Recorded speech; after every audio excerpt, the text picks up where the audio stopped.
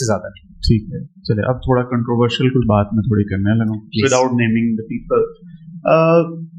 دھمال therapy ہے, music therapy بھی ہے, لاہور میں بہت زیادہ ہو رہی ہے, ٹھیک ہے, اخیر قسم کی بابا پرستی کے ساتھ, اور لوگ ٹھیک بھی ہو رہے ہیں.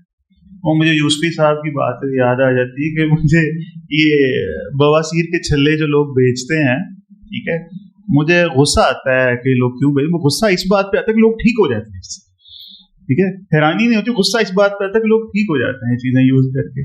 اب مجھے اس بات پہ غصہ آتا ہے کہ یار یہ کیا, یہ عجیب کام ہے, مرد عورت مل کے دھمال ڈال رہے ہیں اور میوزک سن رہے ہیں, صوفی میوزک ہے, بٹ اس سے ہیلنگ ہو رہی ہے.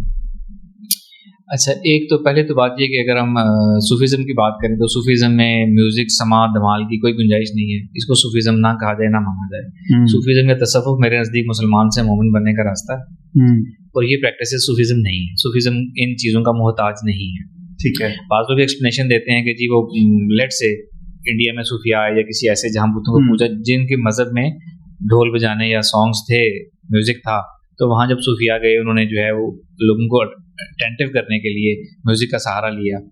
میں نے یہ بات نہیں مانتا. صوفیاء نے لوگوں کو اٹریکٹ کیا, لیکن انہوں نے اسپرچل پاور سے, کرامات سے یا ہیلنگ پاور سے لوگوں کو اٹریکٹ کیا.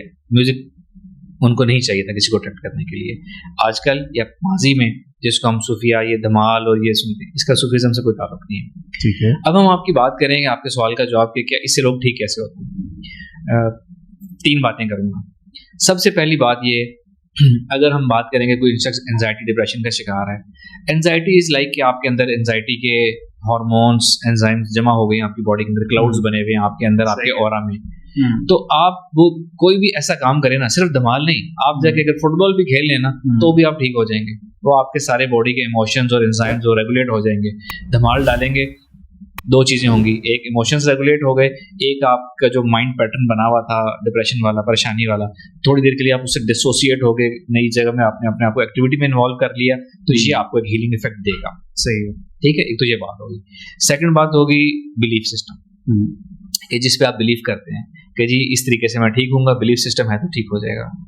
ٹھیک ہو گیا. اب ایک تھرڈ چیز آ جاتی ہے جو کہ again case to case validate کرنی پڑے گی. بعض اوقات ہم یہ مان لیتے ہیں کہ کسی شخص کے پاس کوئی اسپرچل پاور ہے یا اس کے پاس ہیلنگ اٹیونمنٹ ہے, اور اس نے یہ اٹیونمنٹ کی ہوئی ہے کہ جو فرض کر رہے تھے ہم ایک پہنچا وہ بابا جو ہے وہ بیٹھا ہوا ہے, اور وہ یہ کہہ رہا ہے کہ جی جو شخص میرے سامنے دھمال ڈالے گا, میں نے یہ اسپرچل پروگرامنگ کی ہوئی ہے کہ میں اس پہ توجہ کروں گا اور وہ ٹھیک ہو جائے گا. دس از پاسبل, ایسا ہو سکتا ہے. لیکن یہ میں بھی کرتا ہوں. میں اسپرچل پروگرامنگ کیسے کرتا ہوں, ہم یوٹیوب پہ اپنی آڈیوز گائیڈڈ آڈیوز سکھاتے ہیں, ہپنوتھیراپی آڈیوز سکھاتے ہیں. یہ ایکسرسائزز کریں, میری آواز میں گائیڈڈ آڈیوز ہیں, یہ آڈیوز آپ سنیں, ہپنوتھیراپی آڈیوز میں نے پریکٹس بھی کی ہے کہ وہ میں نے ان چیزوں کے ساتھ اسپرچل پروگرامنگ کی ہوئی ہے کہ یہ ایکسرسائزز آپ کریں, اس طریقے کو فالو کریں تو آپ کو یہ میری پروگرامنگ ہے, یہ کہ جو میرے بتائے اس طریقے سے کرے گا اس کو فائدہ ہوگا. اس پروگرامنگ کو زندہ رکھنے کے لیے مجھے میڈیٹیٹ کرنا پڑتا ہے, اس کو توجہ کرنی پڑتی ہے, پریکٹس کرنی پڑتی ہے. اب کسی پہنچے ہوئے بابے نے اگر یہ اسپرچل پروگرامنگ کی ہوئی ہے کہ جو یہاں میرے سامنے اس سین میں دھمال ڈالے گا وہ ٹھیک ہو جائے گا, دس از پاسبل. لیکن اگر وہ اتنا پہنچا ہوا ہے تو اس کو وہ دھمال کو ڈلوا رہا ہے, کوئی نیک کام کروا لینا.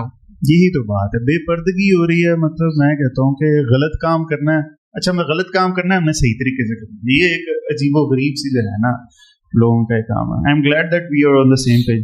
سر کچھ لوگوں کو نا انکار کیا نہیں جاتا, اور کچھ لوگوں سے انکار کرنا ہی نہیں آتا ان بیچاروں کو. انکار یعنی اگلے کی ایک ہے ایسی کمانڈنگ سچویشن ہوتی ہے کہ اس کو نو نہیں بولتے ہم, ٹھیک ہے.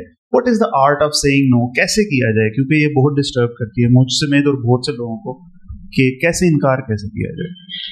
پریکٹس کرنا پڑے گا. سب سے پہلے تو آپ نے یہ دیکھنا ہے, میں آپ کو شارٹ کٹ یعنی آپ کو بتا رہا ہوں کہ آپ نے سوال پوچھا ہے تو دیکھیں ہر انسان نے اپنی قبر میں جانا ہے, ٹھیک ہے, اپنے اپنے اعمال ہیں, اپنا اپنی قبر میں جانا ہے.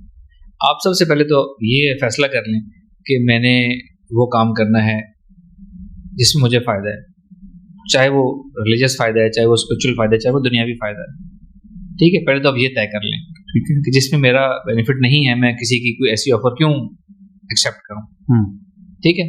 چاہے وہ کوئی چھوٹا سا کوئی پرپوزل ہے, گپ شپ کا, سیٹنگ کا کوئی پلان ہے, اینی تھنگ, آپ دیکھیں کہ آپ کو اس میں فائدہ ہے یا نہیں ہے. اس چیز کو مد نظر رکھ کے اگر آپ کو لگتا ہے کہ آپ کو یہ کام کرنا چاہیے تو کریں, اگر آپ کو لگتا ہے کہ نہیں کرنا چاہیے تو نہیں کریں. آپ کی انرجیز، آپ کا وقت، آپ کی سوچ کسی دوسرے پہ اننیسیسری انویسٹ مت کریں.